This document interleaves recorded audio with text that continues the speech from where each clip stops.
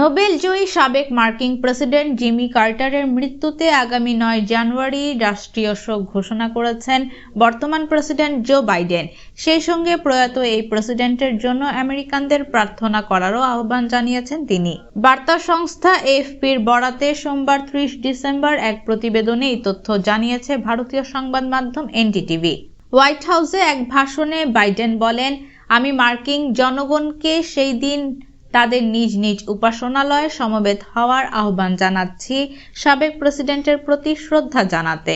তিনি আরো বলেন, আমি বিশ্ববাসীকেও আমন্ত্রণ জানাচ্ছি তারা যেন গৌরবময় শোকে আমাদের সঙ্গে যোগ দিয়ে দুঃখ ভাগ করে নেয়। স্থানীয় সময় রোববার 29 ডিসেম্বর বিকেলে জর্জিয়া অঙ্গরাজ্যের প্লেন্সে 100 বছর বয়সে নিজ বাড়িতে মারা যান জিমি কার্টার। তার প্রতিষ্ঠিত প্রতিষ্ঠান কার্টার সেন্টার মৃত্যুর বিষয়টি নিশ্চিত করেছে। ডেমোক্রেটিক পার্টি থেকে নির্বাচিত জিমি কার্টার 1977 থেকে 1981 সাল পর্যন্ত যুক্তরাষ্ট্রের প্রেসিডেন্টের দায়িত্ব পালন করেছেন। জনপ্রিয়তা হারিয়ে হোয়াইট হাউস ছাড়ার পর মানবিক কর্মকাণ্ডের মাধ্যমে নিজের সুনাম ফিরে পান জিমি কার্টার। এই কর্মকাণ্ডের স্বীকৃতি হিসেবে 2002 সালে তাকে শান্তিতে নোবেল পুরস্কারে ভূষিত করা হয়। এদিকে যুক্তরাষ্ট্রের সাবেক প্রেসিডেন্ট জিমি কার্টারের মৃত্যুতে গভীর শোক প্রকাশ করেছেন অন্তর্বর্তীকালীন সরকারের প্রধান উপদেষ্টা ডক্টর মোহাম্মদ ইউনূস।